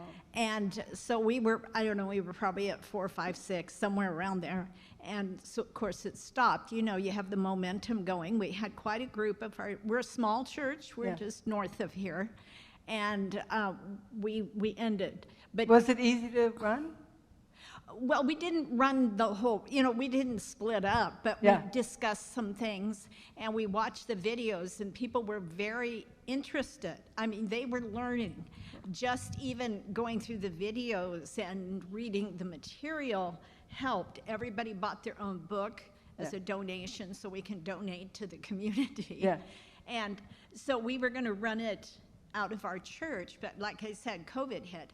But I'm going to go back and we've got all the stuff. Yeah. We even bought the big TV to go on the wall so we could watch the videos. So I'm running the program, not I'm running it, the church in Keene, Texas is running the program, but it's running the program physically from their church and then on Zoom. So we have people from the Philippines, we have people from Canada, we have people from, let me think of where else from South America, definitely from North America, and Keene Church has a physical group, and at my house, I have a physical group of friends. So we have a physical group when we break into small groups, but we also are part of the main group, which is on Zoom. So you can run it right now in lots of different ways. Zoom has really worked out well because people said, how do you connect on Zoom? But it's really interesting is that you've got someone's face right here. And you just connect. I mean, it is a kind of a fun thing. Yeah. So now's the time Yeah. to not waste time and get busy and have one. Yeah. But then you have to go through the 14-week for the leaders, but it's still worth it. So the It's still reason worth that it. she says that having the church go through it first is because a lot of times the church hasn't realized how disconnected they are and some of the judgment or the religious stuff or the things that get in their way from community. And so there's a lot of healing from having your church go through it first. Like I've got testimonies on my website of people saying is I had no idea about what I thought about people like that, and at the end of the group, I just had to repent because my thoughts about people that struggled in those areas were so intense. My thoughts about other church members, what they wore to church, or what they brought to potluck, or what they ate at potluck. And so your church will actually start a healing process and a heart-warming process if they go through it first. So I always suggest that churches go through it first, but they don't need to. And as a pastor, getting your pastor involved so that once or twice during the time that you're doing the 14 weeks, that he literally gives a sermon about friendship or connection, so that you know, that everybody knows that really the pastor's on board. Go through your conference. Make sure that they know what you're doing. Women's ministry or children's ministry or recovery ministry, all those kind of things, and start getting other people at least aware of what you're doing and supportive of what you're doing. Because after you do a program like this, and then the person says, what's next? Well, hey, do you want to do a cooking class, or do you want to do this, or you want to do that? And you can send them anywhere, and they're more ready for even Bible study. But during this program, you don't ask them, do you want to be baptized now? Even if they look like they come with their swimsuit on. You don't do it. This is something that they will suggest if they want it, or they'll go through the cycle, and eventually it would just be a normal thing to then want to step in the water. Nobody asked one thing. Go ahead. Is this something that you would market to the community like you do with the prophecy seminars? Do you have banners that you put out for the community, or is it more just churches, the people marketing? Yeah. I have a whole PR packet, and there are things that you can put out on the street. There are banners that you can put here. There are newspaper advertisements that you can advertise a group, radio clips that you can invite the community. And so you can do it as much as you want, especially if the church has gone through it. It's like it's an easy invite. And so we have all that PR stuff. If you want to do your own creative stuff, go ahead. If you want to use ours, we have a graphic designer that can actually put all your information on those banners. You considered church building to bring the community in? It I mean, could you be could in put a it in church that, yeah. building, unless you're in a community that you know that people don't typically come to church building. Building a church is what I meant, like Yeah, yeah. building the congregation. So it's not just an internal, it's bringing people from the community, it's outreach. It's a friendship. So having friendship with people in the community, teaching us how to do that and with each other. If your only goal is to build up the numbers in your church, you got to just stop that. Okay, good. Because I just heard that, because if that's our only goal, it's a good goal, but we operate differently if that's our goal. Okay. Is, I guess I haven't looked at the program yet, so I don't know. Like if it was a 12-step program, we know how AA does it. They would advertise that this is a meeting place and people can come, and this is the first day of a new meeting, and please come and register. And so yeah, I don't mean to increase numbers, because people will only stay if it's vital for them.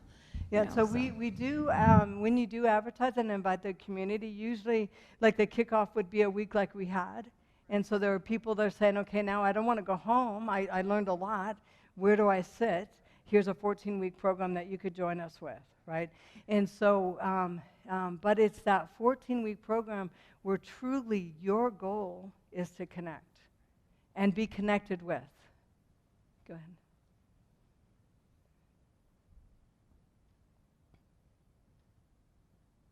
Oh, okay. Do you divide the groups into He'll men? be right there.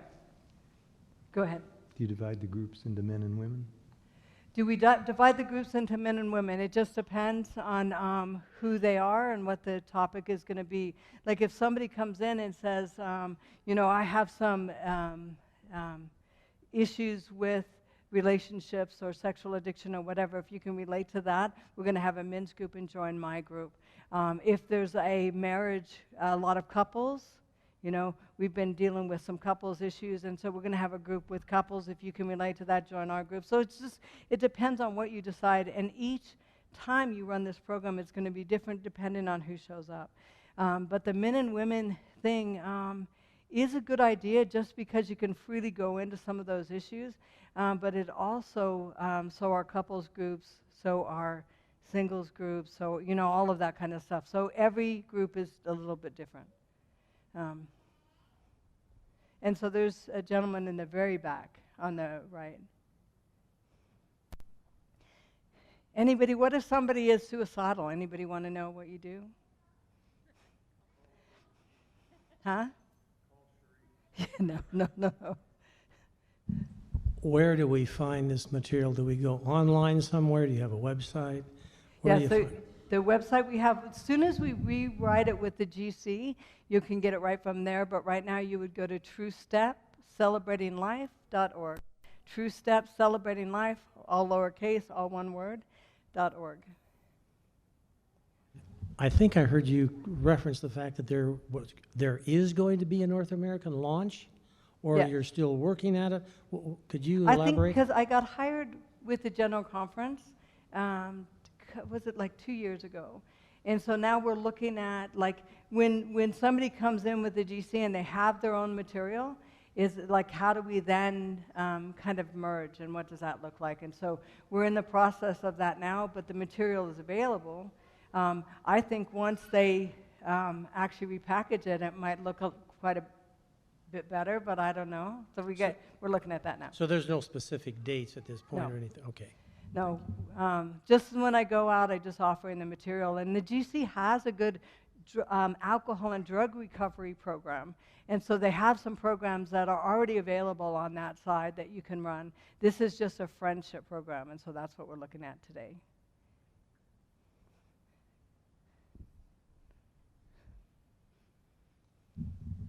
Do they have a tobacco cessation program? The GC? To stop smoking? GC? Yeah. Yes. So they For have a new one. years. Yeah, but they used to have one, and I Yeah. tried to look for one Wow. a few years ago, and our conference, they said, we don't have a good one. Oh. And so that's why I'm asking, is there a new one out that's No, effective? but you know what? If you can't find one and they need a new one out, I would love to be a part of that. Because, it's really tough with the various addictions we have. How do we get that? But tobacco is a big one. Yeah. Yeah. Okay, I'm taking that back to committee. But you know what? The tobacco cessation program, all those programs that we have, we just got to know that you can't do the same thing we did 25 years ago today. If we try to do that, it will not work. We have to literally just say, how do we keep the same material, because it's incredible, but just update it, and know that all the research says that people heal in relationship, in connection. So the number one thing of every program is, how do we feel connected? How do we do that kind of stuff and then deal with tobacco, which is harder than heroin to quit, And I know people say that haven't been heroin addicts, but I say that haven't been a heroin addict. Cigarettes were harder. Okay, so if somebody's suicidal and they're in your group, you literally have to address that, and you address that outside the group. Because when I sit with somebody, or when you sit with somebody and you say, you know what, these are some pretty intense issues. And so before you run the group, find out who in the community, who in your church, who are your resources if somebody had mental health issues, suicidal stuff, and who are my resources. And so then you can say to that person is, you know what, I'd like to have you meet so-and-so, and then deal with that issue first, because that's a bigger issue than what that we're doing here with friendship.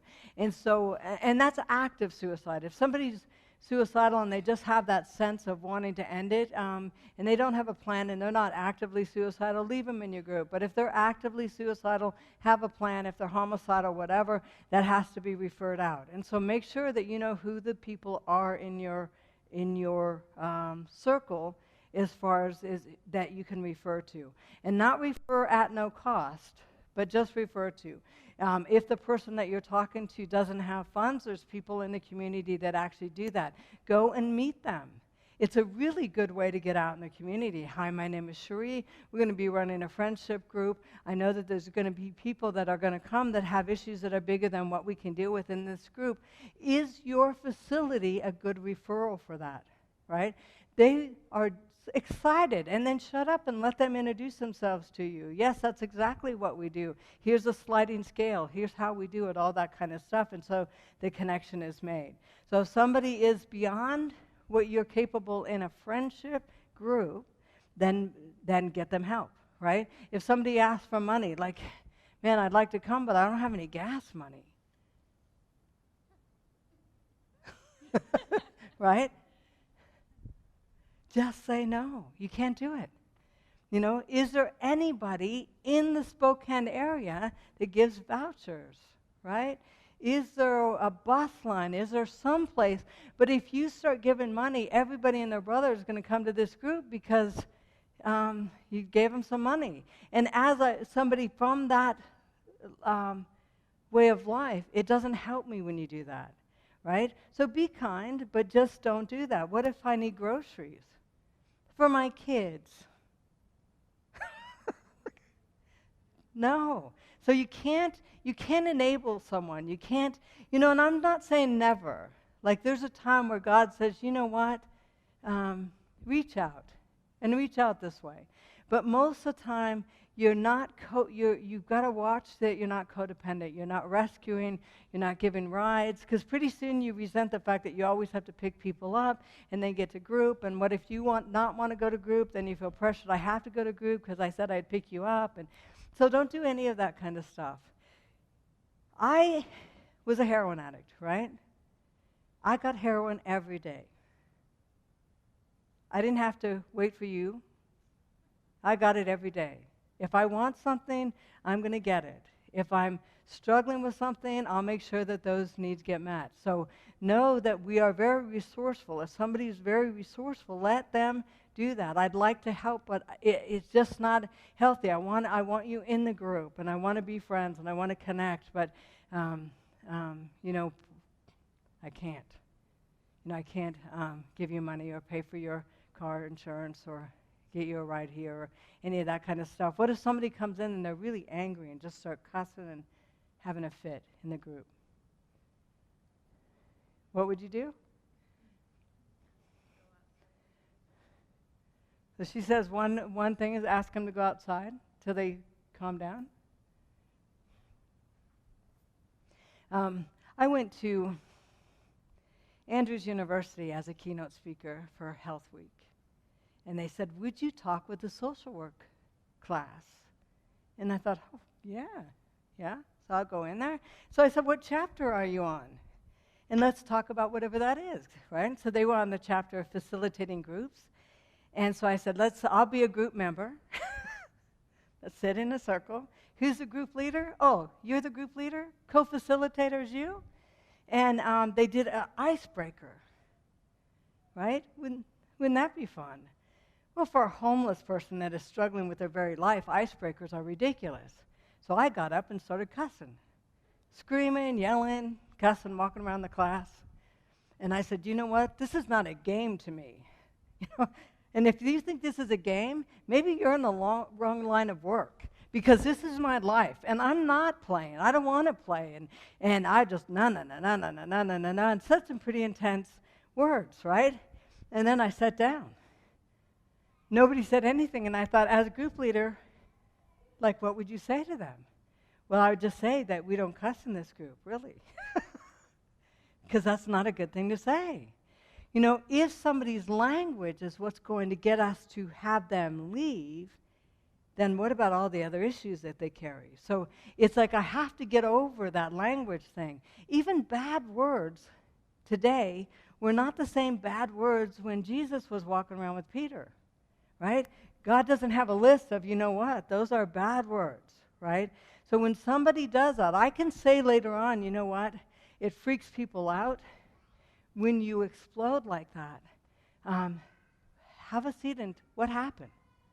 Like, what happened, right? And then have a seat, let them say what happened. I just felt like it was a game, like you were playing a game. I'm really sorry. I never thought of it that way. I could see how that would feel horrible, right? But you allow someone just to sit down, right? If the person continues that, I may see them outside of group and say, you know what, there's a counselor, somebody that might process that. But the anger, because somebody may be an abused person in the group, that just freaks people out. So what can we do, Has anybody never been able to express anger and was really happy when they got to? Let them, some people are going to express. And how sweet do you look? I wouldn't even believe that about you. And you're mad right now just thinking about it. So it's like, you start to let people express themselves without taking it personal. It is not about you. It's about, they've never even been able to say, and that made me angry. If somebody's out of control, process it. But if they're not out of control, take a breath. When their 3 minutes is up, you can be shaken and say, I'm sorry, your 3 minutes is up. Yes.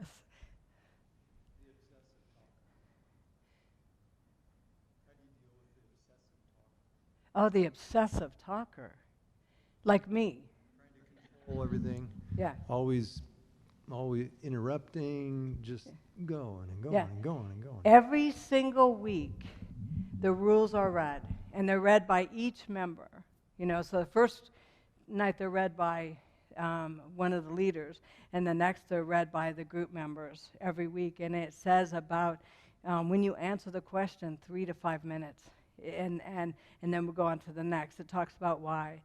Don't interrupt, don't crosstalk. All those kind of things are said every week. And you can't miss those rules because people will forget and keep talking. And then the group leader has to say at the end of your 3 to 5 minutes is, man, I love your journey and I love your stories, but we got to make sure that everybody has a time to express themselves. So go ahead, what do you think? And then you just take it to the next person. If the person continues to talk and interrupt, is you literally have to talk with them outside of the group. It's like, you know what, I'm not a professional group leader, and so when you go over or when you jump in and you interrupt people, I don't know what to say to help you to remember the rules. What do you suggest? You know, get some advice from the person. Because it's like, if you have to set boundaries, and even boundaries where maybe this is not the kind of program that will work for you, but you've got to do it step by step. And so you do some of it in the group. If it doesn't work, do some of it out of the group. Set some boundaries where they can say, you know, all you have to do is do whatever. Some people have even said, we're going to pretend, let's say pretend this was a stick, right? This is a talking stick. When you have the stick, you can talk. When you turn it to someone else, it's their turn. You don't talk without the talking stick. And so you can do, you know, if the person says, man, if you do something like that, maybe that would help me. But you find out what would help you. If it doesn't help, set some more boundaries. If it doesn't help, ask them if they could maybe consider a different kind of group. I've just not had any problems. Some group leaders have let people go on, depending on the severity of what they're sharing. Even that is not as healthy as you think it is, because the narrative is not, talking about our narratives is not going to save us. Connection, our spiritual journey is going to save us. And so when we get over the fact that it's not compassion to let someone keep talking about their story, it's compassionate to just see them. And you can do that throughout the whole thing. So The counselor, the fixer, the know-it-all, the person in the group that wants to say, oh, I know what you need. yeah, really set boundaries. And one of the rules is don't give advice, don't give scriptures, don't do any of that kind of stuff, don't cross-talk in that way, so you just go back to the rule. It says not to give advice, and so I'm glad that you figured that out. But let each of us figure that out, too, during the group process. So it's like the group leader, our only job is to direct that stuff. And there's always the person that's going to give scripture. There's always the person that's going to give advice. There's always going to be the person that talks too much. There's always going to be the person that doesn't talk at all. And when they don't talk at all, it doesn't mean that they don't have something to say. You know, you give them some opportunities, and it's amazing. But there's always going to be that. And as a group leader, you're like a traffic director. You know what I mean? You kind of are the person that encourages that sharing, encourages that connection. And what's really amazing, if it's done well, and not perfectly, because we're not going to do it perfectly, but if it's done well, week after week after week, you'll start seeing this group become friends. Right? You will see them heal because God is a good healer, not because you're such a good group leader, right? So don't put the pressure on yourself, right? God is good at this. And so I am saying the Steps to Christ is a spiritual foundation. God wants to bring recovery. And so as somebody gets that foundation, the Holy Spirit can do a lot of amazing things. But we've got to stay out of his way. We need to connect. People need to connect with each other. That is our biggest need. In all the surveys, most of the surveys I was told at the conference office here, is that they do a number of surveys, and the bottom two things for our churches is not connecting and not knowing how to do kind of friendship. So we know how to teach, we know the Bible, we know all that stuff. We're very good at a lot of different things, but those two categories. And so this program is for those two categories. How do we connect? Raise your hand if you've ever felt lonely in the building. So, you know, it's being able to say is that if people are raising their hand, that's what this program is for. And so we do it with just who are you kind of thing. What do you think about repentance? What do you think about prayer? What do you think about forgiveness? What does that mean in your life? And we do it through those connections. And by the end of it, if we've done it well, we're not cured. We're just friends. You know, let God do the rest of the work. Anybody else? Anybody thinking about being a part of or running a program like this? Okay, a few. And so make sure that when you do that, and I am telling you that even though mostly women raise their hands, when I see a man raise their hands, and there was a few in the room, is that it's incredible the difference that makes. We need you guys. We just need you. And this is what's really crazy about stuff like this is we don't have time, right? We just don't have time. We're busy. But when we step in front of Christ at the end of this whole thing, I could say, I'm sorry, I was so busy. And I just think that he's going to say, you would have been blessed. Not you would have been a blessing, but you would have been blessed. And so being able to say is that connection and that thing, sometimes it's going to mean getting rid of other things, other programs, or getting rid of other things in your life to connect with the people around you. Okay, one more question, and then we are done.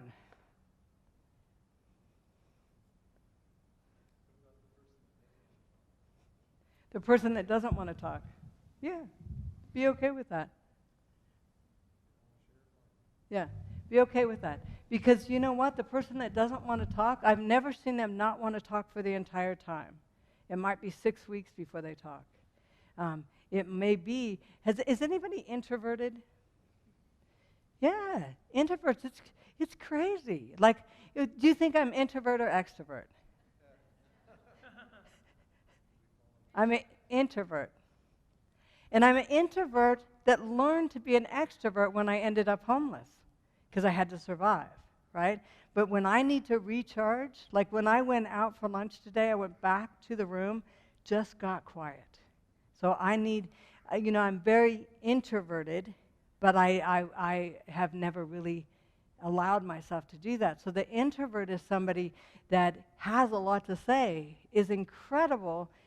They may think slower. They may process before they say something out loud. But just wait. Just wait. When they need to say something, they'll say something. Give them the opportunity. Anybody else want to say something? How about you, Charlie? No, I'm good. Okay, go on to the next person. So don't pressure, but, give them those opportunities, but don't pressure someone. They will talk when they need to. I've had introverts that ended up being group leaders after going through it, a few times. And so just be okay. If nobody in your group says a thing, what do? You ask another question. Good. So you have them written down. Nobody says a thing. And so don't get pressured with that. I don't have to fix it. I don't have to make sure it runs well. Well, as far as following the rules and all that kind of stuff, but I don't have to be the one that does that. So I can just take a breath. If nobody talks, I'll go, each week you have 5 or 6 questions that you can ask. Even pick the ones that you feel comfortable with. Pick the ones that you feel are more relevant, right? And so you just go to the next one. I've not seen anybody just not talk at all. There's always going to be somebody that is just going to jump in and answer right away or whatever. But all the things that you think would happen, just know that it's a blessing. To do a friendship group, incredible blessing. And then what's really, because you work with Bachelor, right?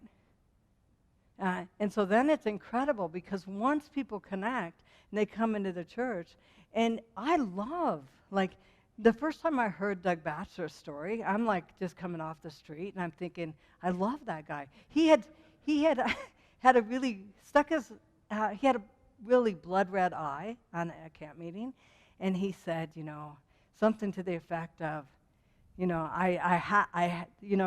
I have something like this happen, I feel like, maybe somebody thinks I'm high. And I'm thinking, no, it's one eye. It's like, nobody's going to think that. But when he said that, I thought, I have a sniffle, like I have allergies or something. I think somebody thinks I did heroin, So I totally related to him, and I thought, who is that guy? And then he told this story about being naked and crazy and all that kind of stuff, and I thought, maybe I'll survive this church. So it is a really interesting thing when people start sharing and connecting, and what a change it makes in your life. He actually had stuck himself in the eye with a stick. I I mean, it was actually an injury. But he thought, I'm not high. I just got injured. But so it's just a blessing. It's the most incredible thing that we could do for each other.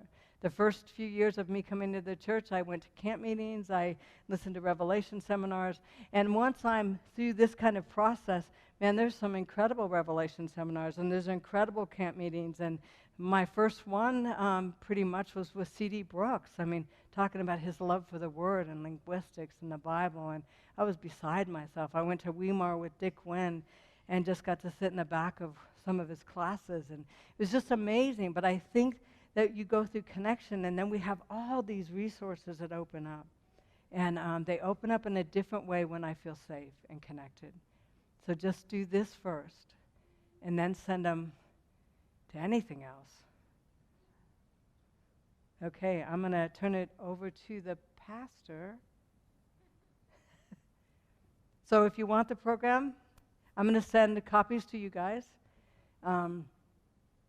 If you want your own, with the copy that I'll send to the church to run the program, it has the leader's guide and all that stuff in the USBs.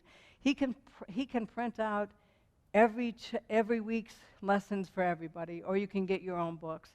If you get your own books, the entire package for you personally for the participant guides are $21. And every time that you get them from us, you make it available for us to do resources, or do ministry, or have people come over for the horse riding program. So I appreciate anything that you go through us for, even Steps to Christ Recovery Edition. Any of that stuff just helps us as a ministry. But you can print it off right in your computer. Like, you can't go to a printer and make your own, but like in your office or whatever. You could run it 1,000 times. We don't charge again. I mean, once it's yours, it's yours. But if you want your own, please come through us. Okay? I'm not the pastor. Oh. So I take all that back then. Pastor Joe will, but I think that, yes, we're very much open to doing something like this. Yeah. We'll have to talk to him about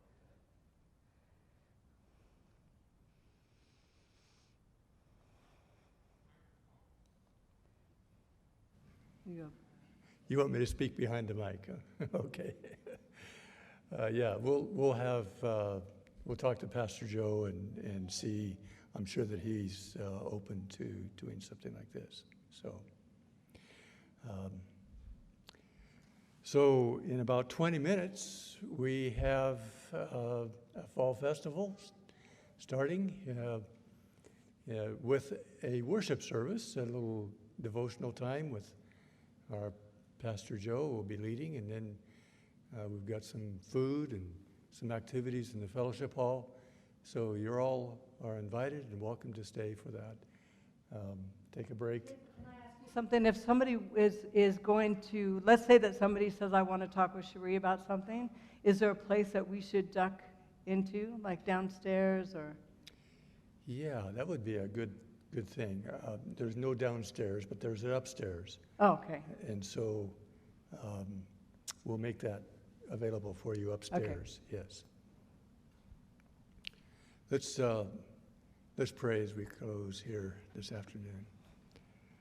Loving Father, we just thank you for this time together. We thank you for bringing Cheri here and the program that you have used her to put together. And we just pray that you will direct us to reach out to our community in a way that you can bring healing in every aspect to people's lives. And we thank you. We just ask you to continue to be with us through the rest of this day. In Jesus' name, amen.